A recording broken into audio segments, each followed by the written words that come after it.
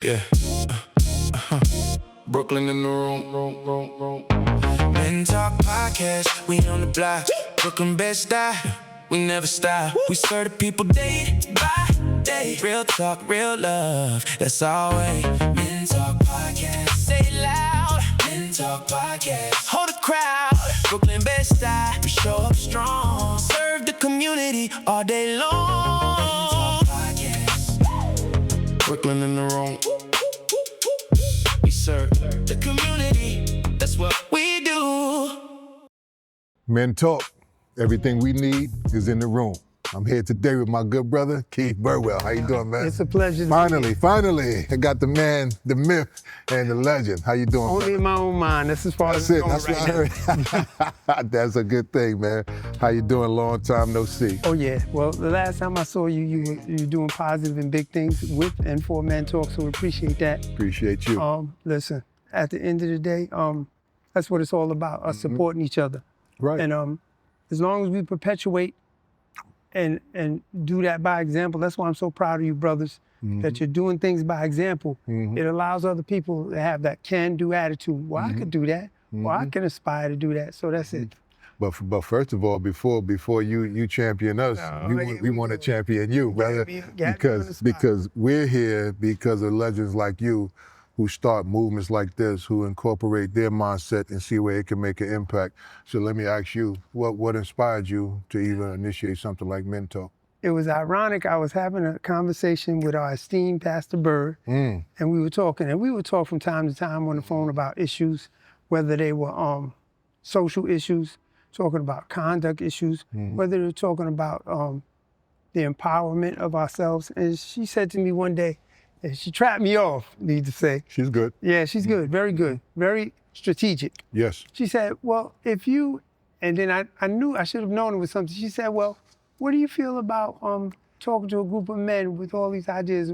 Could you do that if I called it? I said, yeah, sure, I would do that. And like the next week, she had it all set up. Called me back, you're gonna be there next week at so-and-so, can you get up here? I said, yeah, because I'm down in Atlanta. Right. Oh, I got up there and I'm thinking it's just going to be 57 brothers in there. It was about that, but I'm only thinking it's going to be 2 or 3. But she's very dynamic and influential, so she had a lot of different coalitions in there, brothers from all walks of life that are doing big things. I think it was some of the brothers from the Innocent Project, some of the coalitions from and different politicians. And what we came to understand is that we don't communicate. And that's the thing that I brought out. We don't help each other. So if I have a program in Brownsville and you have a program in East New York or Bed-Stuy, how come you can't call and send some brothers that might need that type of help that we're giving? Right. See, we have to start to learn to network and not be so territorial. Right. And stop being warriors. We have to be able to communicate with brothers, but the most important thing is they have to be able to humble themselves and receive it. Absolutely. And that's how it started. And then once we talked about that, we talked about my background, what I did, because and a lot of the brothers and they all stood up and said where they were from and what they did. I told them what I did and where I was from. Share that with us. Where are you from? What did you do? Let me see. I was born in... It's on camera, so, yeah. show you edit. Give us a clean version, all right? Not everything, Oh, yeah. But I was born in St. Mary's Hospital, which is no longer there. Okay, I got you thinking. Oh, that's on Buffalo, back in the day, right, okay. Okay. I grew up in 1549 Prospect Place, and eventually we moved to Crown Heights, Park Place, Nostrand Ave. Other side. Oh, yeah. So, growing up, I grew up in the 60s, so growing up in the 60s and the 70s. Total change, man. Oh yeah, you see everything. Culturally in the 60s, they had a lot of positive role models. Had like Brother Arthur Miller with the 4-Star Block Association. Right. Had a lot of Muslim brothers that were around. They were handing out the final call. It was fish on Fridays. Yep. The climate was different to where it was more of a family climate versus an individual climate. Right. Like if somebody's parents saw me on Nostrand Avenue or any avenue doing something wrong, Kingston, they could say, hey, you need to go home. That's such or and I'm such gonna son. call your mother, that's such and such son. And respect. Or if we was doing something outside and the mother passed by, man, put that behind your back, that's Miss So-and-so. And it was, even though it was regional and territorial, we knew each other because we all went to the same school. Right. And then after we went to the same schools, we all hung out, played ball or football together. I remember years ago, we used to play football. Every Thanksgiving, we played the football game against LeGrand's. About that, yeah. Oh, yeah. Oh, yeah.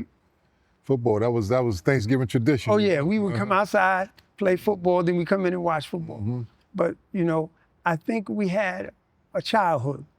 We did things, we ran around, like experience of us was going around the corner or to the next block or in the park. Right. Climbing trees, being athletic. So that's it. You play a little sports? I used to play a little basketball. Basketball? Basketball was heavy back in the 60s, 70s. Yeah. High schools, you know. Yeah, I played for FDR. FDR, right. See, you know, every school had that player, we had that team, you know. And what's so ironic, I made the team my senior year. I played with a lot of good brothers. Raynard Brown, I played with, That's good. what's my main man's name? Dwayne McMillan. Yeah, Pearl Washington. Yeah. Who else played for FDR? I was there the year that Vinnie Johnson was there. Vinnie Johnson, wow. Yeah, the microwave. Yeah, the microwave. Still one of the best shooters that ever touched the rock, you know. You know, I wish somebody would put some more footage of him out there because he would light it up. Matter of fact, when I was leaving, his brother was coming in to play for FDR. So yeah, I've been around for a little while. That's good. That's a good thing. That's a good thing. Let me ask you, what was your, well, I would say this, what was your biggest obstacle you had to overcome, you know, growing up in the 70s and 60s? You had to know the streets. You had to know how to move. It's different from now because the gang culture was big, but it wasn't that big.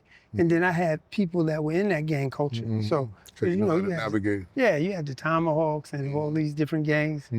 And now you have to learn how to maneuver. And the good part about it is if you were a good guy, you were doing what you were supposed to do, people usually knew they didn't mess with you. Right. Now you have to be careful of how you move. But you got to. Oh yeah, definitely. I mean, I was a fighter. Right. You know, growing up, when I grew up on Park Place, it was like gladiator school. Right.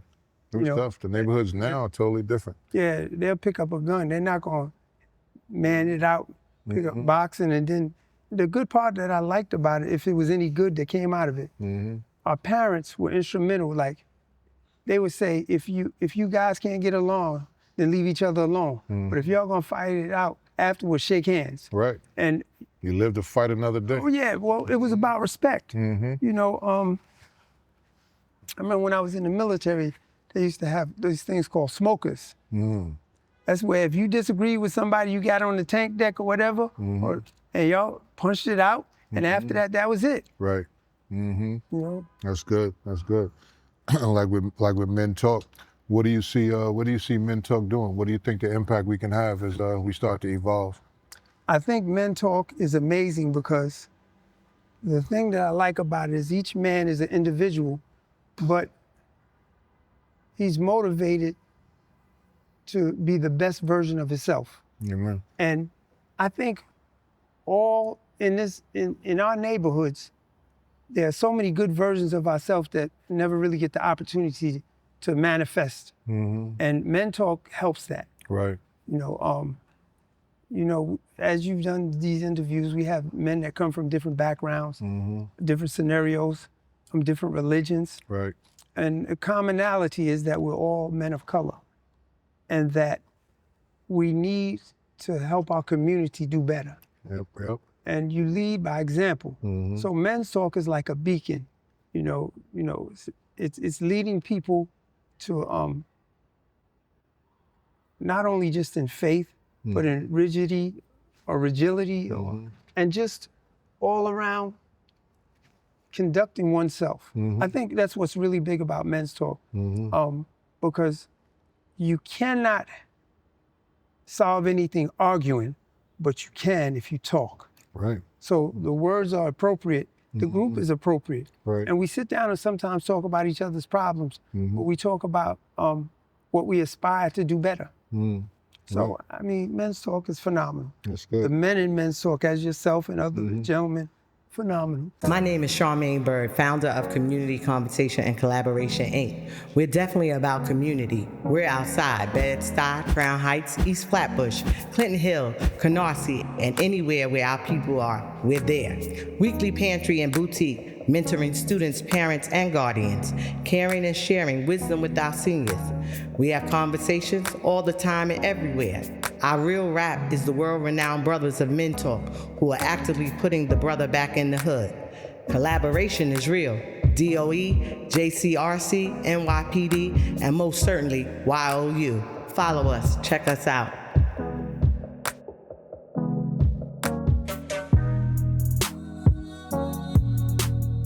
When you were growing up, can you recall ever having male mentorship other than family? Let me see. There was a guy that played for the Mets that lived in my building, Mr. Waters. It was my super. His name was Mr. Smith. Miss Marion and Miss Ann. They took me fishing on. Wow. Yeah, they gave me a work ethic. I remember it was a 6-story building. I used to have to clean that for the super, and he would take me when he went to go fix like different things in bathrooms and window panes, and then he took me fishing on the weekend. At first, I didn't stay around the block a lot. They always tried to keep me busy. And then, after that, I found track, started doing track and other things. So I tried to stay involved in sports. Excellent. Academically, I was pretty decent. And I think that was my saving grace.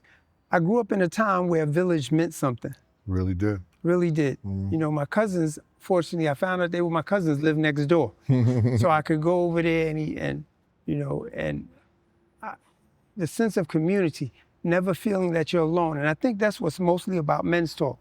At any time, any brother can give me a call, or any brother a call, and sit down and talk it out, or even Pastor Bird. Right. And we're going to find a solution. Right. With all the faculties and people that we have, there's an answer to any issue or problem. That's awesome. That's awesome. Let me ask you, do you have any brothers and sisters? I have 3 brothers, 2 are deceased, 1's alive, and I have 2 sisters. Older brothers? They were your older Everybody's brothers? old. I'm the baby. Yeah, you the babies. Yeah. So you got all the knowledge, all the wisdom. Well, I got the grunt of all what was left over. That's how that works. That's good. That's good. And having a strong mother and a strong father, it helps. I grew up in a time in the 70s in the drug era, the heroin era. No matter where you went in the street, you went to Fulton Street, you went to Kingston Avenue. Everywhere you went up to Harlem, because I traveled a lot. Worse, yep. That heroin changed our neighborhoods, man. Yeah, it changed shifted our trajectory, culture. yeah. And one of my brothers succumbed to that in jail. So I've been part of a lot of different things. I know what it's like to have a brother die in jail. I know what it's like to walk up to the bars and see your brother in jail. Because later on, I became a correction officer. Right. So that's a good thing. Good thing. Yeah. And seeing that growing up, it shapes your mindset. It shapes your mindset. It makes you want to make a difference. Listen. Makes you want to make a difference. The brothers that I knew that were incarcerated, if I couldn't speak life into you, then we couldn't speak at all. Right. I was never any negativity. When I spoke to them, I said, "Hello, gentlemen." They looked at me like I was crazy. Like, I was like, you're a gentleman. Conduct yourself as such. That's the first, you said, somebody else said that to me, like guys that were incarcerated, they were having an issue because they weren't treated like men. Right. They were treated like they were numbers or something like that. Absolutely. And then when someone came along who spoke to them, like a man, they thought it was very, very strange. And that's the psychological part that jail tries to do. And unfortunately, if you succumb to it, you become a recidivist. You keep coming back and forth. Anybody can make a mistake because we're all imperfect. God says there's not a one that's perfect. Nobody. Nobody. So Nobody. at the end of the day, if you make a mistake and you have to do time or you have to apologize for it, by all means do so and move forward. Isn't that character? Oh yeah. Isn't that character? Yeah, and that's what Men's Talk is about, building character in our neighborhoods. Right, right. That's an excellent thing. We have so many brothers that, as we plan to grow and evolve, that we want to become a part of Men Talk. And we thank you for brothers like yourself, man, who just took the initiative, to get these things started. So I don't like the fact that you all the way in Atlanta, though, So we gonna come down there. Where we going? We coming down there October? Come on down. We coming down there. September. Well, let me say this. That just shows the power and the expansion of what's going on. God moves in mysterious ways through all of us. And sometimes we don't even realize it. To make that connection in Atlanta, which is another metropolitan city, is good with what's going on down there. Absolutely. Just the ability for these young men to sometimes talk it out. That would be the difference of seeing somebody in the hospital or the morgue. Just being able to talk it out or work it out. I'm Baron Mack from BaronMackMedia.com. We're a film production company. We do documentaries, features, short films, podcasts, and content for creators. We also edit your projects and do special effects and much more. Check us out at BaronMackMedia.com. Again, BaronMackMedia.com. Do you believe when the man changes, the family changes? Absolutely. When the man changes, the community changes? Absolutely, because change the man, you can change everything. The world, right? You can change everything.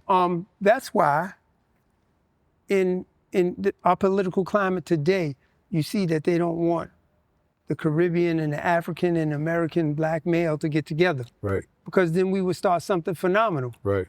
Because we have to understand what they understand. They understand our power. They see it every day. They see it in how we move. Right. They see it in how we administer things. We just have to stop taking on their likeness. Anytime something doesn't agree with me, we kill it. That's not the answer. No. Because there's always a mediation point. We can always come to an agreement. Right. Nobody's ever going to get everything they want all the time. That's called being a grown-up. Right. Simple as that. Yeah. Simple as that. Simple as that.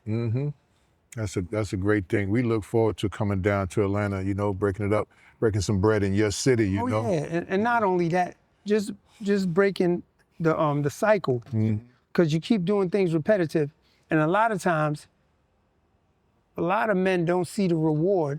But what I would tell men in Men's Talk, the reward is when you look in the mirror. Right. See the change that's come within you. Right. More regimented. You understand. You speak people into existence. If a brother is having a situation that you can relate to, you talk to him, you share the experience, and maybe he might get something out of it. Absolutely.